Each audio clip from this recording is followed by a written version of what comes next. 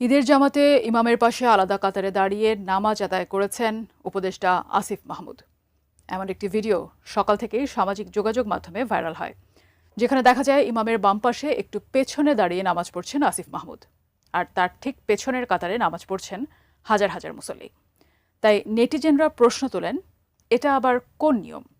এভাবে নামাজ হবে কিনা তা নিয়ে সমালোচনায় ভেঙে পড়েন তারা। তবে এবার ওই ভিডিওর আসল রহস্য ফাঁস হলো, জানা গেল কারণ। বিস্তারিত জানাচ্ছেন এসআই রাজ। দীর্ঘ এক মাস সিয়াম সাধনার পর সোমবার পবিত্র ঈদ উল ফিতর উদযাপন করেন মুসলমানরা। এদিন রাজধানীর বাংলাদেশ চীন মৈত্রী সম্মেলন কেন্দ্রের পাশে পুরানো বাণিজ্য মেলার মাঠে ঈদের নামাজের আয়োজন করে ঢাকা উত্তর সিটি কর্পোরেশন। সেখানে ইমামতি করেন কারি গোলাম মোস্তফা এবং বিকল্প ইমাম হিসেবে সঙ্গে ছিলেন মুফতি জুবায়ের আহমেদ আল আজহারি।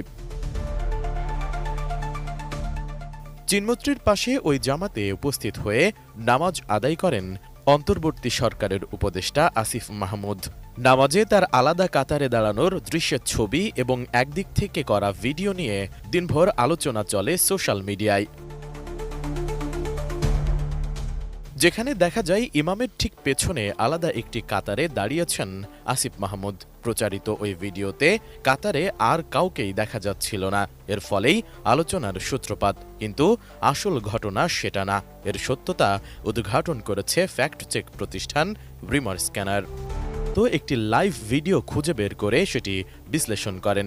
মূলত ভিডিওতে দেখা যায় আসিফ শুরুতে অন্য মুসল্লিদের সঙ্গে প্রথম কাতারেই দাঁড়িয়েছিলেন।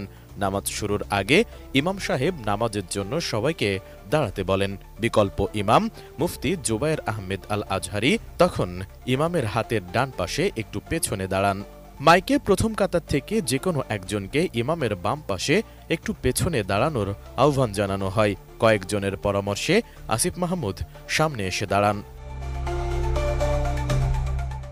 ভিডিও দেখে এটা নিশ্চিত হওয়া গেছে যে আসিফ মাহমুদ শুরুতেই নতুন কাতারটিতে এসে দাঁড়াননি। ইমামের আহ্বানে এবং পরবর্তীতে অন্যান্যদের পরামর্শে এসে দাঁড়ান। কিন্তু পেছনে এত লম্বা কাতার রেখে সামনে দুজনের এই ছোট্ট কাতার করলে কি নামাজ হবে? এমন প্রশ্ন ছিল নেটিজেনদের। এ বিষয়ে বিকল্প ইমাম মুফতি জুবায়ের আহমেদ আল আজহারি জানান, ইমাম সাহেবের সঙ্গে বিকল্প ইমাম সাহেব দাঁড়াবেন। এক পাশে দাঁড়ালে অন্য পাশে খালি থাকে। পেছনে জায়গা হচ্ছিল না বিধায় সামনে আরেকজন আসতে হয়। তখন প্রশাসক মহোদয় উপদেষ্টা মহোদয়কে সামনে আসার অনুরোধ করে। এসআই রাজ, এটিএন নিউজ।